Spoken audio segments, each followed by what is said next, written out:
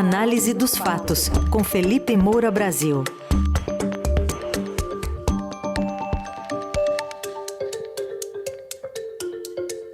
Hoje, um pouquinho mais tarde, como a gente anunciou, mas de olho na transição de governo, especialmente no discurso de ontem do presidente eleito Lula, questionando a responsabilidade fiscal.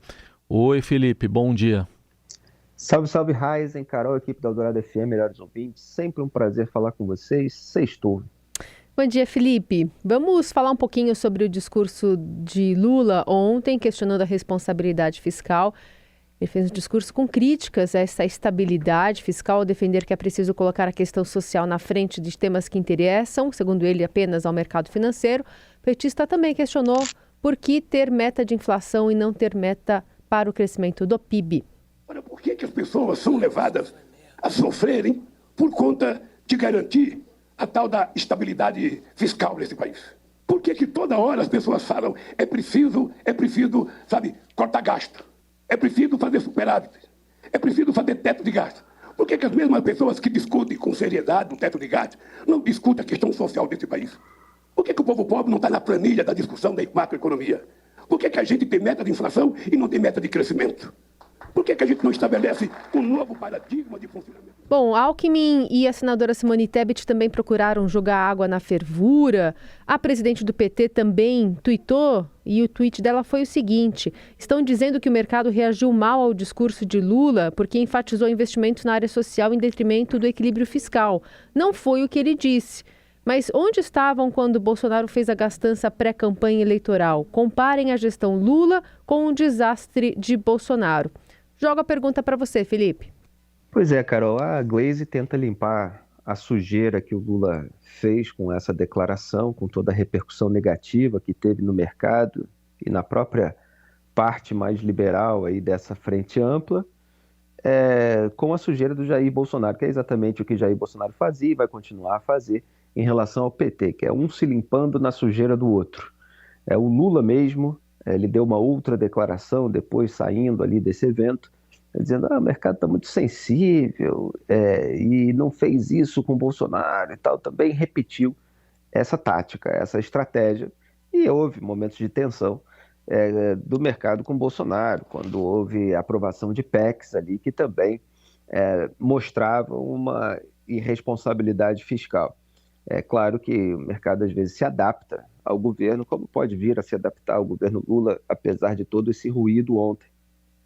Houve essa queda da Bolsa, né? O Ibovespa caiu 4%, o índice de referência aí da Bolsa de Valores brasileira, e enquanto você estava tendo um crescimento lá fora, né? Então isso se deve a um fator interno que foi justamente o discurso do Lula, que ainda fez o dólar comercial disparar 4,08%, fechou cotado a quase R$ 5,40, né? 5,3960. Então, assim, em primeiro lugar, eu preciso dizer que é mentira que as pessoas sofrem em razão de responsabilidade fiscal. Elas sofrem em razão de irresponsabilidade. A responsabilidade fiscal ajuda os pobres, porque gera menos incerteza, juros menores, o que rende mais investimento, mais crescimento econômico e, portanto, mais recursos para beneficiar a população de baixa renda. A irresponsabilidade fiscal eleva o dólar, como a gente viu ontem, e se continuar assim, eleva a inflação, os juros, gerando maior custo de vida, baixo crescimento, desemprego, de modo que não se tem responsabilidade social sustentável dessa maneira. Quer dizer, para haver a responsabilidade social, é preciso ter a responsabilidade fiscal. É isso que defendem Armínio Fraga, Helena Landau, o Pércio Arida que está nesse núcleo econômico da equipe de transição e que é mais ligado ao Geraldo Alckmin, é a parte mais liberal. Então, no Brasil é até curioso, porque você tem liberais que se associam ao populista com retórica de direita, que foi o Jair Bolsonaro, e aí depois ou se frustram ou se tornam subservientes a ele, de modo a se curvar a todos os seus interesses políticos e que não correspondem com atos de quem quer conter os gastos públicos, etc. Porque Bolsonaro tinha lá e tem até hoje uma mentalidade mais estatista, mais corporativista. O Paulo Guedes passou esse verniz e depois se associou politicamente em busca da reeleição. Ou agora, principalmente no segundo turno, eles se associam ao Lula para tirar o Jair Bolsonaro, ficam com uma expectativa que eu considero bem falseada, de que o Lula voltasse a ser o Lula 1 de 2003, pragmático, ciente dessas questões que eu estou colocando. Para mim, esse Lula nunca existiu. Esse Lula ele precisou se adaptar ao contexto do momento para chegar ao poder pela primeira vez. Aquele contexto era completamente diferente do atual cenário econômico, tanto nacional quanto internacional. Então, naquele momento, você tinha um boom das commodities, você tinha um ciclo favorável que gerava uma arrecadação imensa para o Brasil, você tinha muito mais dinheiro para gastar, a hiperinflação tinha sido debelada, inclusive pelo Plano Real que o Lula combateu, assim como o Jair Bolsonaro. Então ele estava numa situação muito melhor do que hoje, que você tem um orçamento arrombado, já em mais de 60 bilhões de reais, e uma série de problemas que você precisa resolver com receita, com corte de gastos, inclusive, e gastos que não deveriam existir, e estabelecendo um planejamento que inclua todo um trabalho duro que não está sendo ventilado pelo lulismo até agora. Quer dizer, a reforma tributária, a reforma administrativa, o fim de Bolsa Empresário, uma série de questões que precisam ser tratadas em vez de só discurso de campanha como se ainda estivesse no palanque. Foi isso que o Lula fez ontem. Ele fez um discurso populista. O que é o populismo? O populismo é uma estratégia discursiva que cria uma fronteira que divide a sociedade em dois campos antagônicos, entre excluídos e as elites, ou sistema, ou establishment. Cada populista, seja com retórica à direita ou à esquerda, ele próprio vai dar esse conceito, o que são os excluídos para ele, que ele diz representar, e quem são os representantes dessa elite, desse sistema, desse establishment. Tanto Lula quanto o Bolsonaro têm esse tipo de discurso divisivo. O Lula fez carreira jogando pobres contra ricos.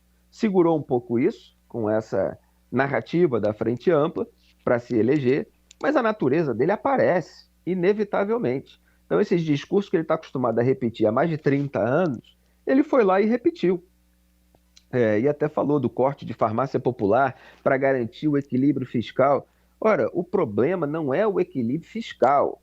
O problema é existir orçamento secreto com projeção de 19,3 bilhões de reais e todos os gastos que poderiam ser devidamente cortados, porque muitas vezes são de mamata de político.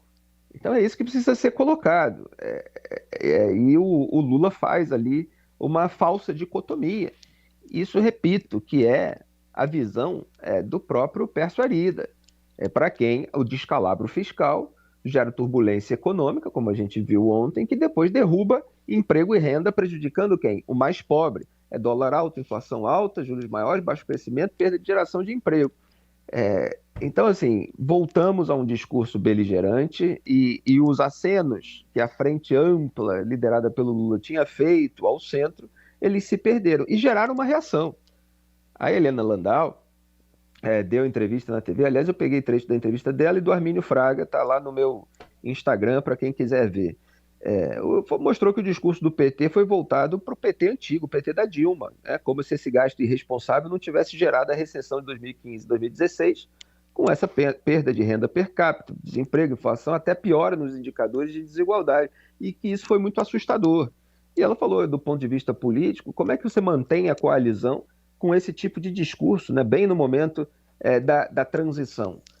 O Armínio Fraga acabou indo na mesma linha, ele que também declarou apoio ao Lula no segundo turno contra o Bolsonaro por questões de democracia, de meio ambiente, violência, etc. Ele diz que não está arrependido porque, enfim, era contra o Bolsonaro mesmo, mas estava fazendo ali o esforço para tentar trazer o governo Lula para a responsabilidade. E ontem você teve esse revés com toda essa declaração e com essa repercussão negativa. Este foi Felipe Moura Brasil, com a coluna Análise dos Fatos, que vai voltar na segunda-feira ao vivo, mas essa coluna de hoje estará já no radioeldorado.com.br e também nas plataformas de áudio. Felipe, bom fim de semana, até segunda. Bom fim de semana, feriadão, um grande abraço a todos. Tchau. Um grande abraço.